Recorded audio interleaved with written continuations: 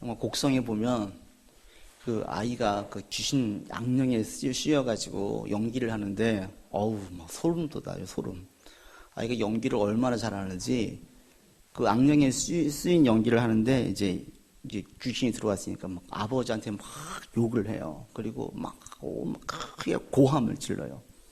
그리고 막 냉장고를 열고 개걸스럽게 막 반찬이면 밥이면 막 먹어요. 닭 한 마리를 먹는데 혼자 막 그 허기진 사람처럼 먹는 거예요. 그 연기를 얼마나 잘하든 저는 보고 난 다음에 혼자 그 생각이 들었어요. 저 아이 잘해봐야 초등학생, 중학교 1학년 정도로 돼 보이는데 저의 정서에 좀 문제가 있지 않을까? 저거 정신 건강이 좀 해롭지 않을까? 완전히 정말 귀신 들린 아이처럼 연기를 그렇게 하는 거예요. 그 귀신 들린 아이의 그 연기가 여러분 허구라고 생각하세요? 아니면 진짜 가능하다고 생각하세요? 그거는 제가 볼 땐 진짜예요. 실제로 있어요. 저도 그런 경우를 본 적이 있어요.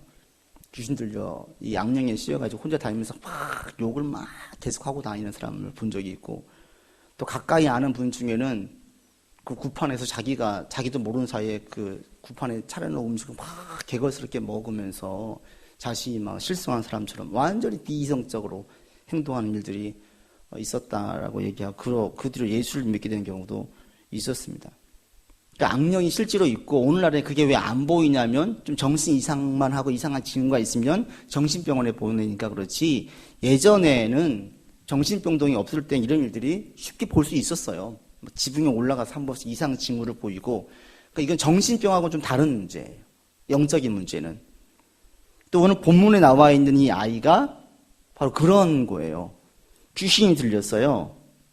예수님께서 변호사에서 내려오셔가지고 사람들이 몰려들고 그 중에 한 사람이 예수님에게 제발 내 아이 좀 고쳐달래요. 이 아이가 귀신 들렸는데 말 못하게 하는 귀신이 들렸대요.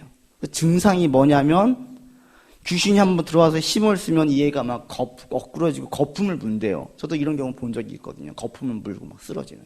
애가 거품을 물고 이를 갈고 얼굴이 굳어지고 막 몸이 비비 꼬이는 거예요. 굳어지더라는 거죠. 그뿐 아니라 귀신이 이 아이를 한번 확 잡으면 이 애를 죽이려고 물속으로 막 갖다 집어넣고 불 속으로 막 뛰어들게 만드는 거죠. 그래서 이 아이를 구한 적이 한두 번이 아니라는 거죠. 그게 지금 이 아버지의 고백이었어요. 그리고 거기서 끝나는 게 아니라 한마디 더 붙이는 게 뭐냐. 그래서 당신 제자들에게 제가 좀 고쳐달라고 했는데 제자들이 못 고쳤습니다. 이 말을 덧붙이면서 제발 좀 우리 아이 좀 고쳐달라고 해요.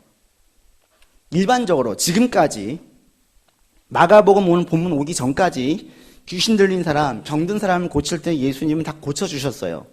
그리고 어떤 마음으로 고쳐주셨냐면 안타까운 마음으로, 아비의 마음으로 그들을 고쳐주셨고, 귀신을 쫓아내고 병든 자를 치유하는 그 사건을 마가복음에서는 예수님의 메시아성을 드러내는데 사용했어요. 그런데 오늘 본문은 다른 쪽으로 사용하시는 것을 볼 수 있습니다. 여러분 19절에 보십시오. 예수님께서 이 상황을 들은 다음에 내뱉는 첫 마디가 19절이거든요. 같이 읽겠습니다. 대답하여 이르시되 믿음이 없는 세대여, 내가 얼마나 너희와 함께 있으며 얼마나 너희에게 참으리요. 그를 내게로 데려오라. 첫 마디가 뭐예요? 믿음이 없는 세대여. 귀신 들린 아이에 대한 문제를 믿음의 문제로 지금 보고 있다는 거예요. 이전까지는 귀신 문제를 믿음의 문제로 본 적이 없어요.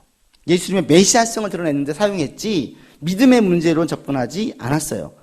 그런데 오늘의 본문은 난리가 났습니다. 오늘 본문에서는 믿음의 문제를 보고 있어요. 그러면서 하시는 말씀이, 이 아이가, 귀신 들린 아이의 아버지의 말을 들은 예수님께서는 이건 지금 믿음의 문제다. 내가 믿음이 없는 세대예요. 내가 얼마나 너희와 함께 있어야 되느냐. 이 말은 왜 이렇게 너희는 믿음이 없느냐, 이 얘기예요. 내가 언제까지 참으리요. 이것은 내가 얼마나 너희에게 참아야 되겠느냐, 이 얘기를 지금 하고 계시는 거예요. 얼마나 지나야 너희 믿음이 성장하겠느냐. 이 귀신 들린 아이의 문제를 믿음의 문제를 보고 있어요. 그럼 누구 믿음의 문제가 있는 거예요? 오늘 본문을 보면 하나는 아버지의 믿음의 문제가 있는 것을 알 수가 있고요. 또 하나는 제자들의 믿음의 문제가 있는 것을 알 수 있어요. 그러니까 오늘 이 치유는 귀신 들린 아이를 고치는 사건은 믿음의 관점에서 본문을 보셔야 돼요. 믿음의 사건이에요. 믿음을 회복시켜 주시고 믿음을 끌어올리는 사건이 오늘 본문입니다. 단순히 병을 고치는 사건, 예수님의 메시아성을 드러내는 사건이 아니었다라는 거죠. 먼저 아이의 아버지 믿음을 보세요.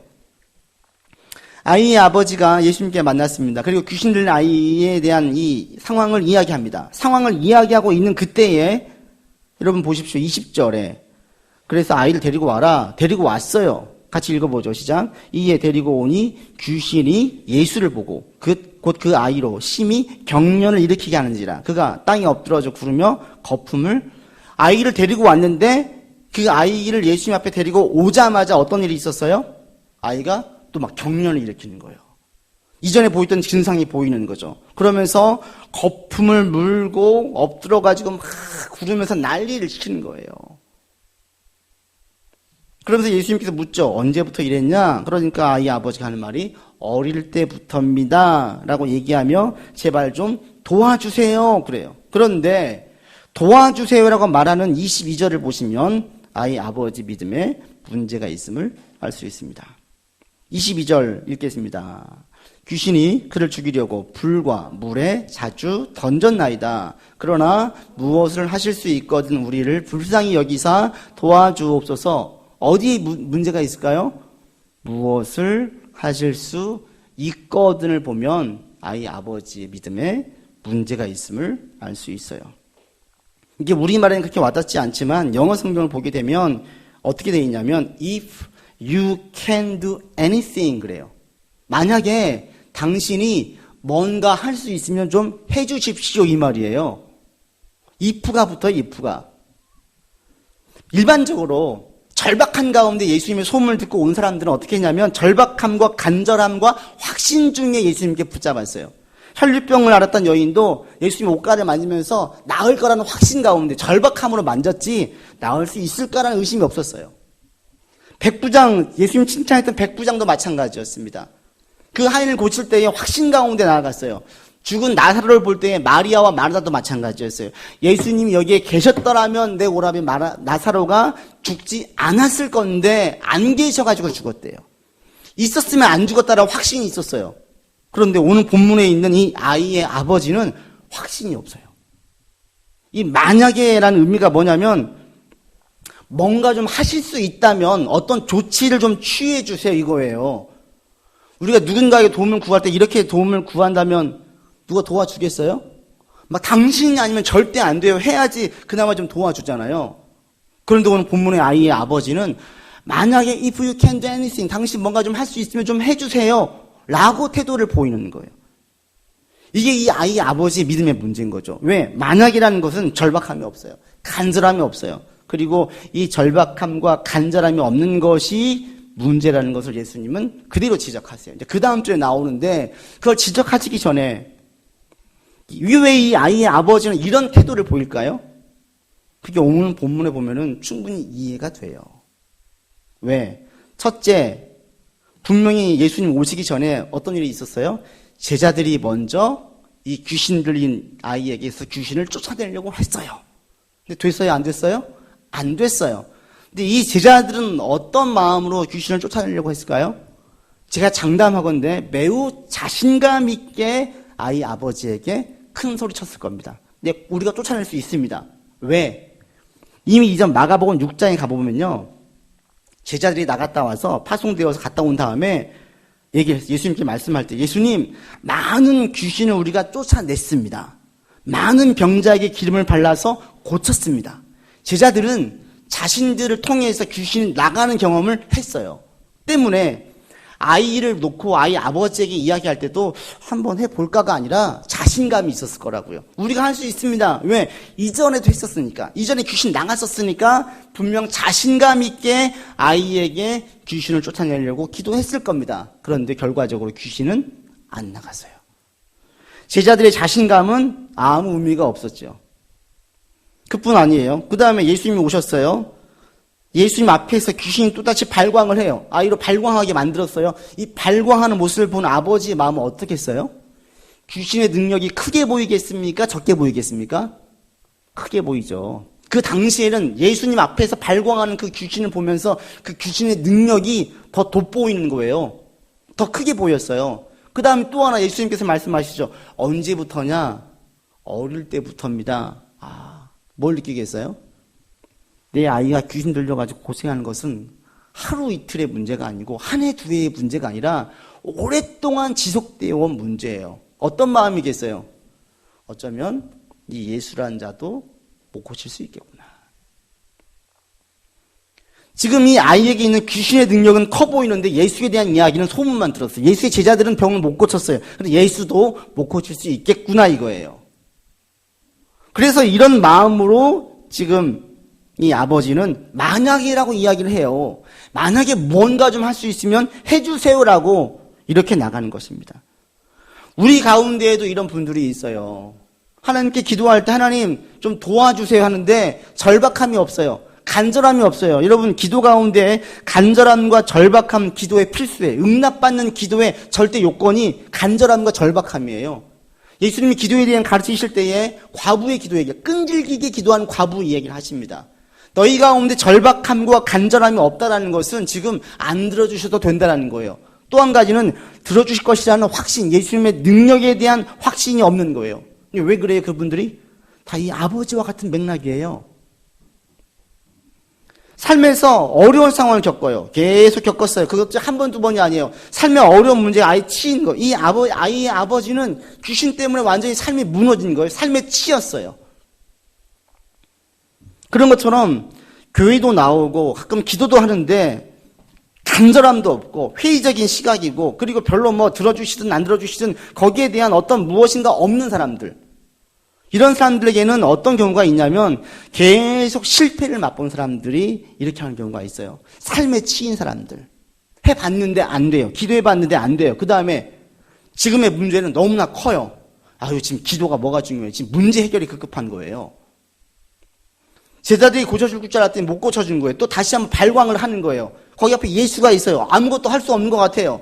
그런 거죠. 문제가 생겼어요. 하나님 들어주세요. 기도했어요. 문제가 더 커진 거예요.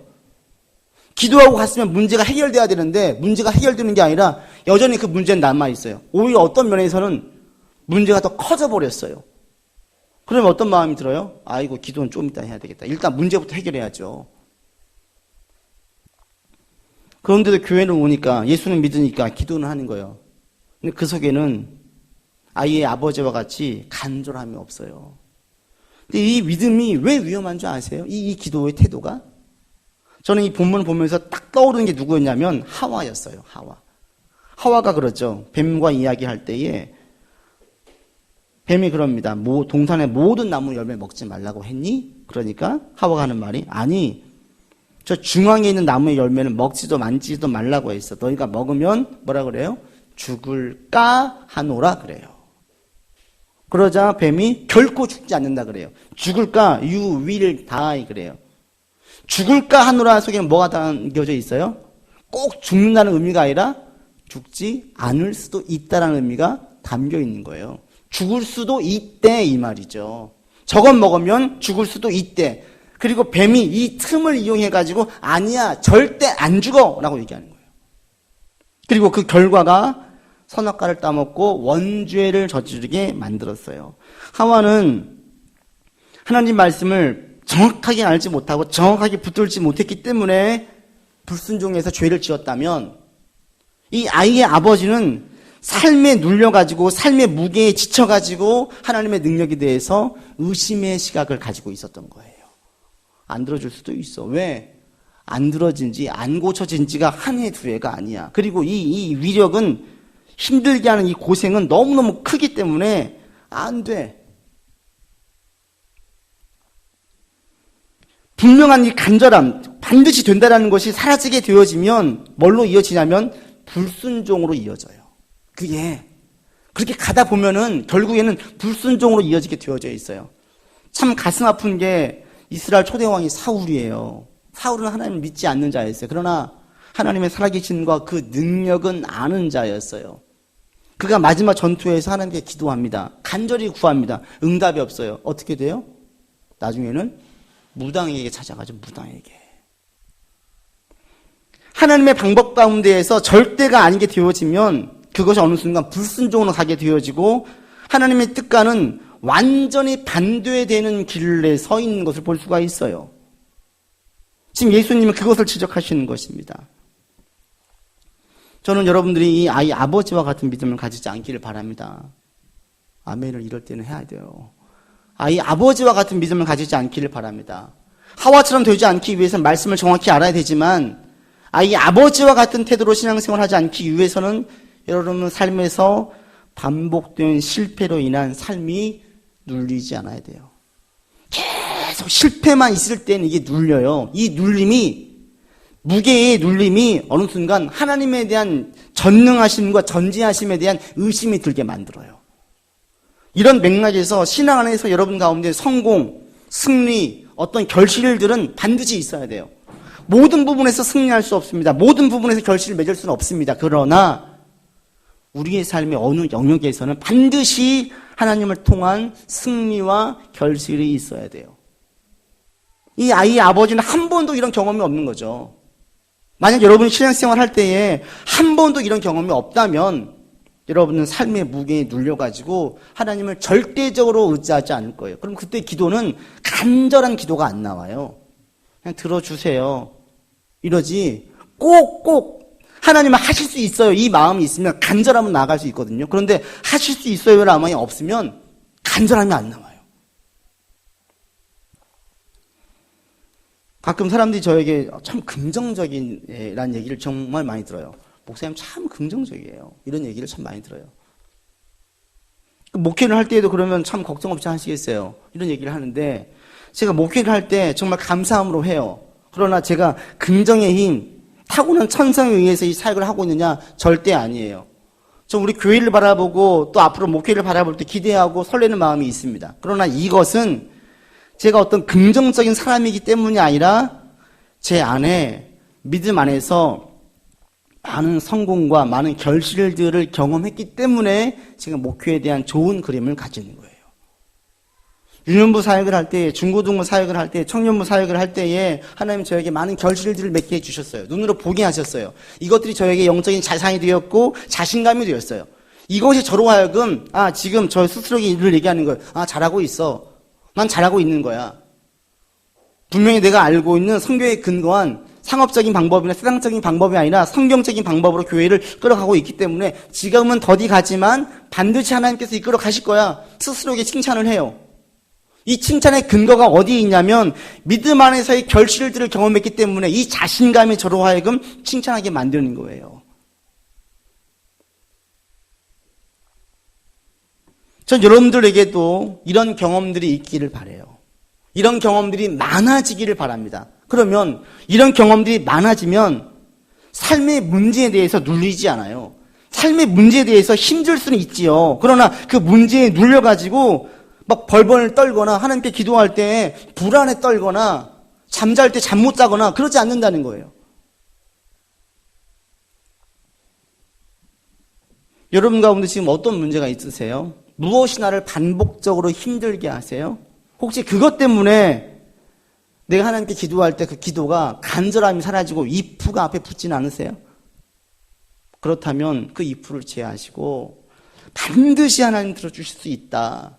이 믿음으로 나아갈 수 있기를 바랍니다. 아멘. 이 믿음으로 나가셔야지 하나님께서 응답해 주시지 이 간절한 소원, 이 응답에 대한 바람이 없이 기도한다면 응답이 되지 않아요.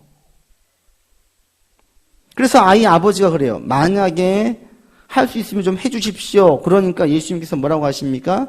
23절에 예수님께서 그 아버지 말을 듣자마자 이렇게 얘기하십니다. 23절에 예수께서 이르시되 할 수 있거든이 무슨 말이냐? 믿는 자에게 능히 하지 못할 일이 없다.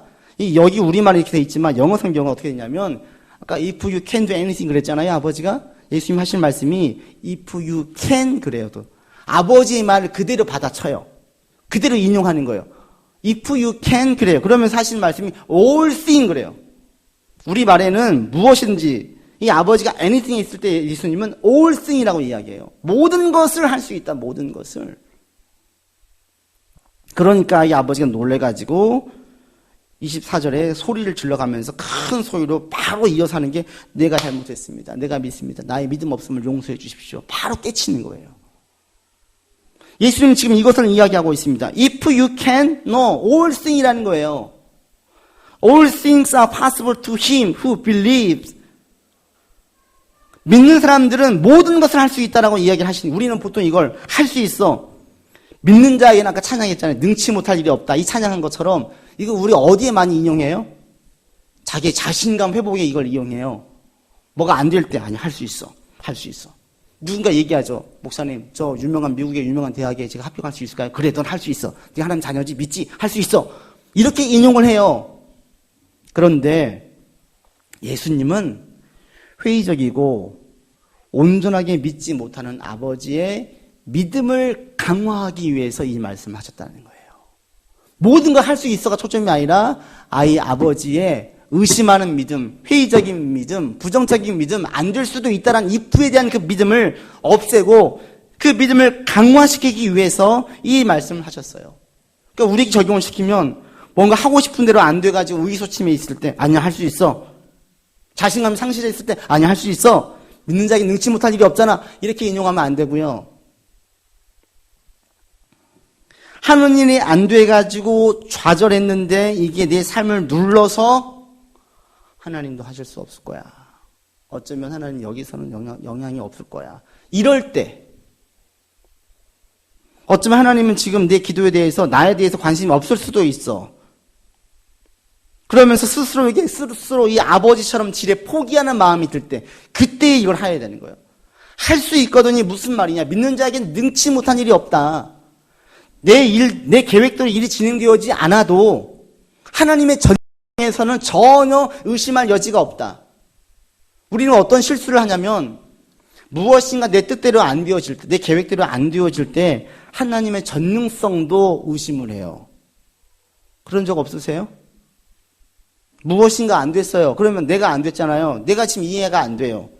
저도 그런 경험 많지요. 우리에게도 우리 뜻대로 되어집니까? 아니요. 내 뜻대로 안 되는 경우들이 너무나 많아요. 그러면 그것을 어떻게 연결을 시키자면 하나님은 이 영역에는 개입하실 수 없는 분으로 생각을 해요. 그러면 그 영역을 놓고는 기도가 안 나오죠. 지금 이 아이 아버지에 대해서 이렇게 믿음이 떨어진 것을 보시고 예수님께서는 강하게 믿음을 회복시키기 위해서 이 말씀을 하신 것입니다. 여러분, 우리의 지금 삶이 많이 어렵고 힘듭니다. 어쩌면 내 삶 가운데 예수님의 능력을 맛보지 못한 영역이 있습니다. 계속 기도하는데, 강구하는데, 한 달, 두 달, 한 해, 두 해 시간이 흘러갈수록 이 어렵고 힘든 부분들은 계속 있을 수 있습니다. 그런데 그것들이 나를 절망하게 한다고 해서 하나님에 대한 신뢰를 100% 대한 신뢰가 99%로, 98%로, 90%로, 80%로 떨어뜨리게 하지 말라는 거예요. 그럴 땐 이 말씀을 외쳐야 되는 거예요. 할 수 있거든이 무슨 말이냐. 지금 내 삶에서는 응답이 안 되는 것 같고 내가 지금 상황에서는 이해가 안 되지만 하나님에 대한 신뢰에는 의심의 여지가 없다는 거예요. 하나님에 대한 전능성은 의심의 여지가 없다는 거예요. 다만 내가 이해하지 못하는 것 뿐이지. 다만 지금 내가 해석이 안 되는 것 뿐이지. 이렇게 보시면 돼요. 그러면 이런 마음을 가지고 있는 사람들은 기도할 때 간절함이 담겨져 있어요. 해주시면 고맙고 아니면 말고요가 아니에요. 비록 그 기도를 통해서 내 뜻대로 응답이 안 되어도 기도할 때에는 간절함의 기도가 있어요. 다윗 보세요. 우리아 안에 바세바를 통해서 아이가 임신했습니다. 근데 그 아이를 하나님 치셔가지고 아프게 했습니다. 그때 다윗이 금식하면서 기도해요. 그 다윗의 기도에는 뭐가 있냐면 간절함, 절박함, 반드시 들어주셔야 된다는 기도가 있어요. 근데 결과는 자기 뜻대로 안 됐어요. 그럼에도 불구하고 다윗은 하나님에 대한 전능성에 대한 의심이 일말급 조금도 있지 않았어요. 혹시 기도할 때 간절함이 없으세요? 무엇인가 기도조차 안 하세요? 그러면 여러분 가운데 24절의 아버지 고백처럼 이런 고백이 있으셔야 돼요. 내가 믿습니다. 나의 믿음 없는 것을 도와주십시오. 라고 기도하셔야 돼요. 저를 용서해 주십시오. 제가 믿음이 없었습니다. 기껏 내 짧은 삶의 경험을 통해서 하나님 전부를 내가 알고 있는 것처럼 스스로 평가해버렸습니다라고 얘기하셔야 돼요. 이게 없으면 지레 짐작으로 마음속에서 포기하고 마음의 포기가 기도로 이어지지 않게 만들어요. 아이 아버지처럼. 그럼 사는 게 if you can do anything 그러면 해주세요. 뭔가 좀 할 수 있으면. 그래서 예수님은 오늘 본문에서 아이 아버지의 믿음을 끌어올리는 데 사용하십니다. 또 한 가지는 누구의 믿음이냐면 제자들의 믿음에 문제가 있어요. 이미 그것은 19절 시작할 때부터 얘기했어요. 믿음이 없는 세대요. 그래요. 이 누구겠어요? 제가 볼 때 1차적으로 제자들이에요. 내가 언제까지 얼마나 너희와 함께 있어야지 니들이 하겠니? 믿음이 없는 세대. 예수님 이 제자들에 대한 믿음이 없다라고 얘기를 하시는 거예요. 그런데 재미난 것은 제자들은 자신들의 믿음에 문제가 있다고는 생각하지 않았어요. 제가 볼 때는 눈꼽만큼도 생각하지 않았어요. 왜? 이미 이전에 귀신 들린 사람을 쫓아냈어요. 그리고 그 뒤로 제자들에게는 변한 것이 없어요. 더 큰 죄를 지은 것도 아니고 나쁜 짓을 한 것도 아니고 제자들은 똑같아요. 자신들의 믿음에는 변한 게 없어요. 그런데 아이에게선 귀신이 안 나갔어요. 그게 누구 문제예요? 나는 변한 게 없는데. 이전엔 귀신이 나갔었는데 여긴 귀신이 안 나갔어요. 그럼 누구 문제예요? 아이의 믿음의 문제거나 아이 아버지의 문제를 보지 제자들이 자기의 문제를 보겠습니까? 안 보는 거예요. 그러니까 예수님께서 이 얘기를 하시고 나중에 병이 귀신이 나간 다음에 28절 보세요. 집에 들어가시면 제자들이 조용히 물어요 또. 우리는 왜 귀신이 안 나갔습니까? 그러니까 29절에 뭐라고 하십니까? 기도 외에는 이런 종류가 나갈 수가 없다. 전체 본문의 맥락상 이 기도는 믿음의 기도예요. 그냥 막 기도의 양 시간을 이해하는 게 아니라 믿음의 기도예요. 이 믿음의 기도가 뭘까?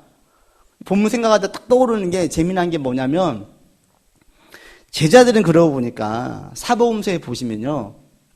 제자들은 자기들 스스로 주체적으로 주도적으로 기도를 한 적이 없어요.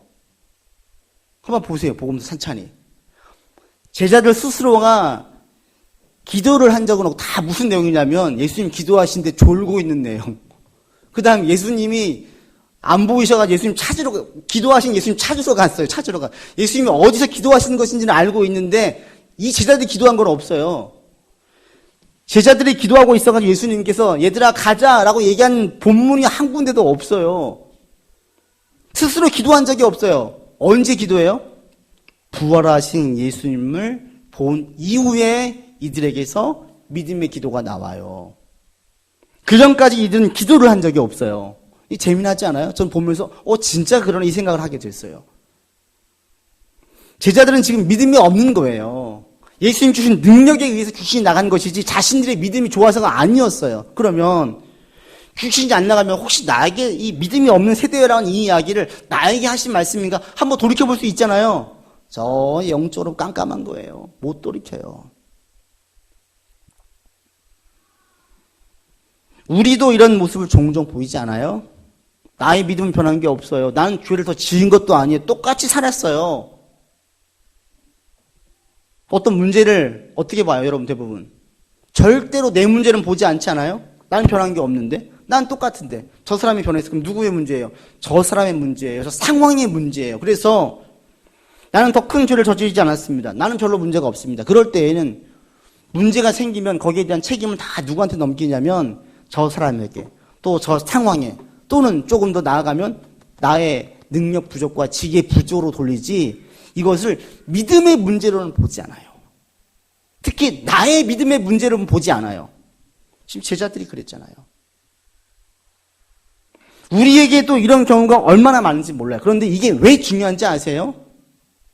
믿음의 문제를 보느냐 안 보느냐, 나의 믿음의 문제를 보느냐 안 보느냐의 차지가 앞서 말씀드린 절박한 기도를 하게 하느냐 안 하게 하느냐로 연결되기 때문에 그래요. 자, 우리 교회 지금 요즘 환우들이 좀 계세요. 자, 아파요. 이거 누가 치료해요? 의사가 치료하죠.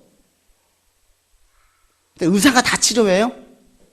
만약에 의사가 다 치료한다라고 생각을 하면 기도가 나오겠습니까? 안 나오죠. 기도 뭐하러 해? 약 잘 먹고 선생님이 치료해주고 진단 잘 받아가지고 잘 치료만 받으면 되지로 끝나요.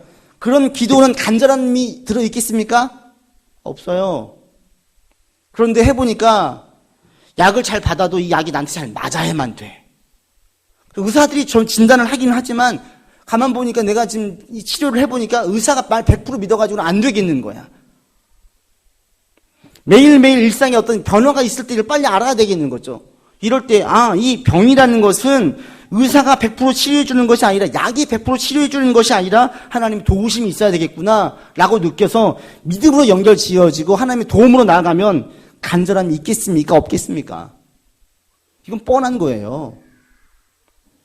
제가 아이를 키우고 있어요. 아이를 키울 때도 마찬가지죠. 많은 부모들이 어떻게 해요? 밀어내가지고 다 자기 뜻대로 아이가 다 갈 거라고 생각을 해요. 난 고등교육 다 받았고 내가 해보니까 나는 이런 실수를 했는데 내 아이에게 이렇게 가이드하면 실수 안 하겠지. 모든 부모에게 물어보세요. 내 아이가 다 내 뜻대로 된 아이가 있는지. 한 명도 없어요. 그런데 거의 많은 부모들은 다 이런 착각을 계속해요.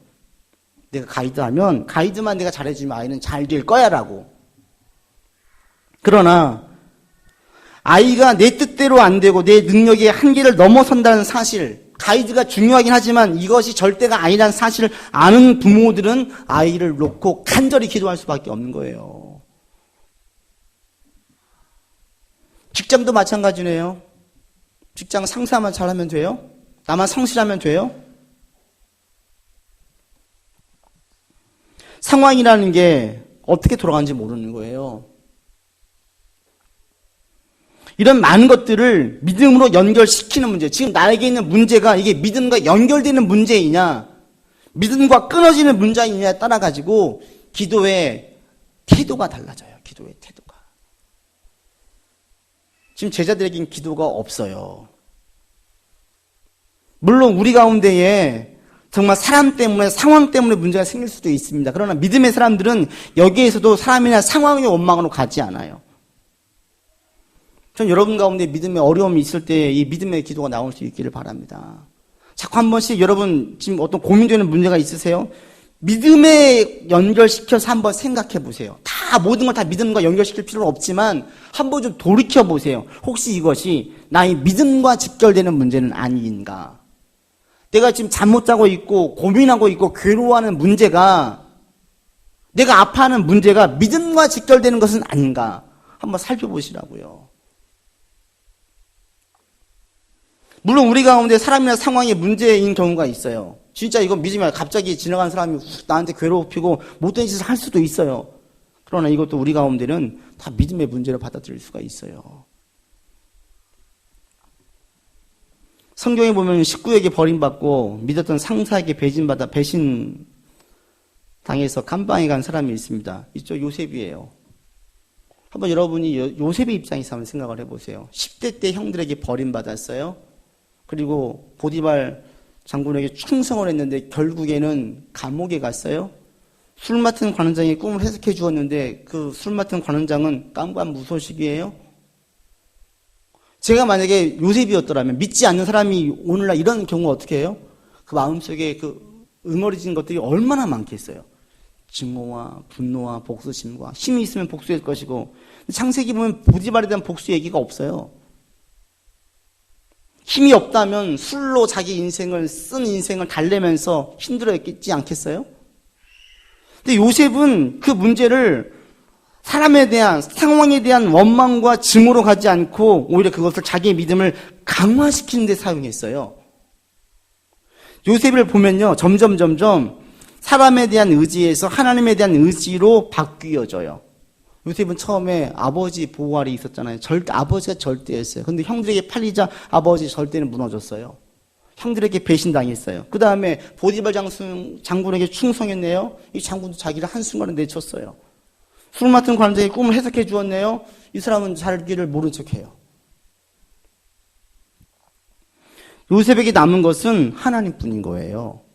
삶의 어려움, 고난, 힘든, 배신, 상처, 이런 것들이 점점점 하나님에 대한 의지하고 하나님을 더 신뢰하는 신앙인으로 성장하게 만들었어요. 그래서 이 땅에 있는 모든 환난과 어려움과 시련들이 우리에겐 유익이라. 왜? 이것들 통해서 하나님에게 더 의지하게, 하나님을 더 신뢰하게 만들기 때문에. 요셉이 어디까지 성장했냐면 430년 후에 일어난 일을 예견하잖아요.